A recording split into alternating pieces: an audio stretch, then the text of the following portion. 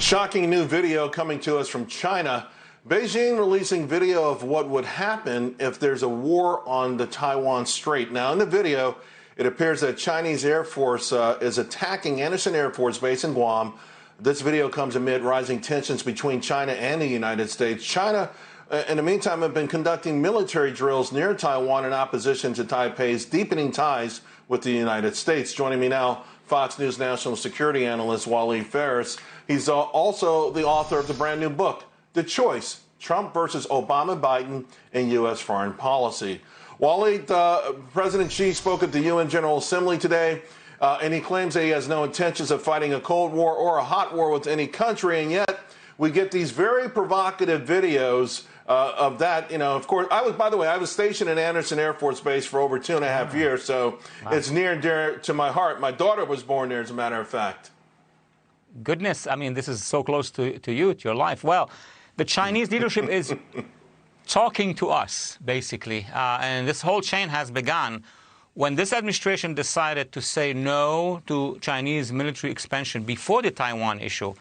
China South Sea is where we told them no, and that's where we started a deployment. Then we told them we are going to be in solidarity with Taiwan, that we're not going to accept any pressure on Taiwan. You want to negotiate? We are ready to negotiate. So what they do basically is virtually they will tell us, they are telling us through that video, is that we could strike way behind enemy lines, meaning in Guam and maybe beyond, and that would be the cost. So this is a dialogue, military dialogue between China and the United States, and it's happening at a time where we are, you know, into our domestic matters now. Right. You know, of course, those man-made islands that they militarized mostly during the Obama administration, it felt like there was no pushback. So is it too little too late? I mean, to really curb the belligerence of China and their military ambitions?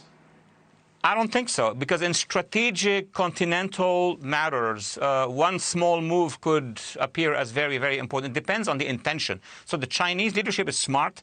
They know that the Trump administration will do what it takes with our allies. We showed it in the Middle East. Now we're showing it in East Asia. And we showed that we could go for negotiations, as did the president with North Korea. So the Chinese are using this time, this dead time between now and the elections, to get those messages to us, probably also to impact our public opinion, in addition to the public opinion of our allies in the region. Well, speaking of allies, China and Russia are having a massive military exercise along with Iran. What's that message, and just how worried should we be? We should be worried about that. We should have been worried about that for the last maybe 10 years, especially 8 years under the Obama administration, where he signed an Iran deal, where all the sanctions that were organized by the United Nations were put on the side by the Obama administration by just signing that deal, without realizing that China and Russia are helping Iran no matter what. Now that the Trump administration is getting tougher on Iran, Russia and China are trying to message us and telling us, look, you can't go too far with Iran, because at the end of the day, on the military level, we will stand with the Iranians. Will they actually do it? We don't know. But that is their message right now. Let's talk about your brand new book, the title, The Choice. The Choices, what are we exactly talking about here?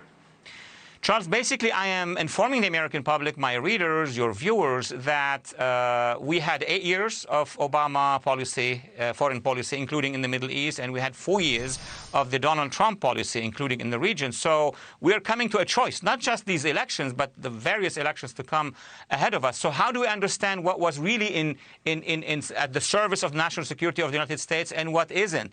The Iran deal is one very important component in my book.